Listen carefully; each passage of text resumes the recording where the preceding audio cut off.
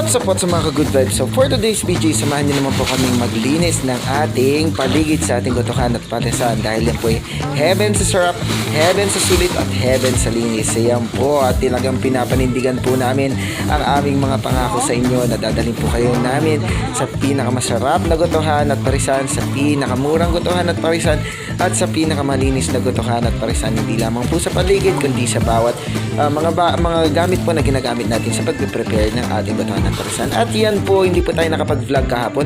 Yan po yung ginawa namin kahapon ni Janjan. Namili po tayo ng ating mga kulang na gamit. So namili po tayo ng mga upuan na kulang kasi po nang dumami pong mga tao, kailangan po natin ng mas maraming upuan.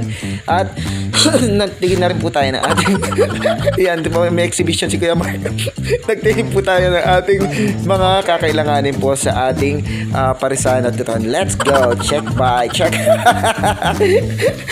Ayan po, bumili na naman po tayo ng mga cleaning materials, tsaka po yung ating yung mga lalagyanan po ng tubig para hindi po madaling matunaw yung yelo, at tsaka yung mga squeezer po natin, yung mga lalagyan po natin ng sauce, patis, chili sauce, ayan, tsaka yung mga condiments container din po natin, nakatulad po ng mga chili paste o kaya yung mga bawang po na garlic, na fried garlic, ayan po. So ayan po, si Kuya Mark naglalagay ng mga items sa counter at syempre, eto na naman po tayo at gagastos ang ating mga kapartner sa pamimili ng ating mga gamit, kasi po mini-make sure po namin na malinis tsaka di kalidad po yung mga gamit na gagamitin din po natin para sa ating mga customer. Ayan po, bumili din po tayo ng mga plastic na kailangan po natin sa ating gotohan para pag gusto niyo po mag-take away, makakapag-take away po kayo.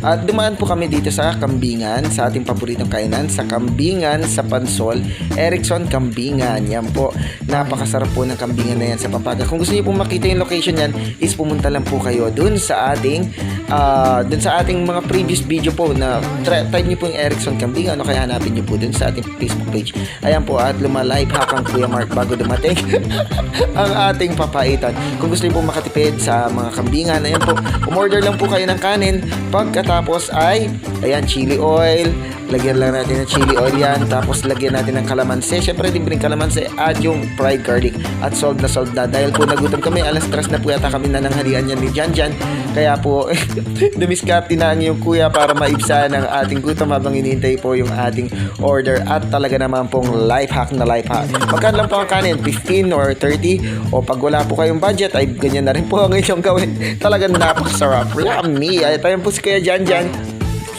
Dumating na yung kanyang order na sisig at akin naman po ipapaitan. Yan po yung tig 100 lang po yan sa Pansol po, sa Kambingan sa Pansol. Tapos 130 lang po yung ating sisig. Paborito po ni Janjan sisig. Kami naman po yung papaitan, kami dalawa ni Chino. Tsaka pares at goto. Napakasarap po at the best talaga. Ayan po, naubos na yung kanin ko po. At umorder, nag-competition po kami ni Janjan kung sino pinakamaraming kanin sa amin at siya po ang nanalo. Naka 4 rice siya at ako naka 3 rice lang. Sorry ate siya, medyo na yung budget natin. Meron din po silang mga kalderetang kambing, meron din po silang mga adobong kambing at iba pang mga putahe. God bless po, maraming salamat po sa walang sawang panonood ng ating mga vlog. Kung di pa po kayo nakafollow sa ating YouTube Facebook page, ay follow nyo na po. Ganun din po sa ating YouTube channel. Maraming salamat po. God bless po and we'll see you. Sabi nga po, ito po ang inyong Kuya Mark, si Botchog at si Janjan, si Chino. Nagsabing ko, always good vibes lang po tayo and always make our mama and dad proud. Maraming salamat po. We'll see ya. Salute. Bye-bye. Cheese. Wow, mom, sarap.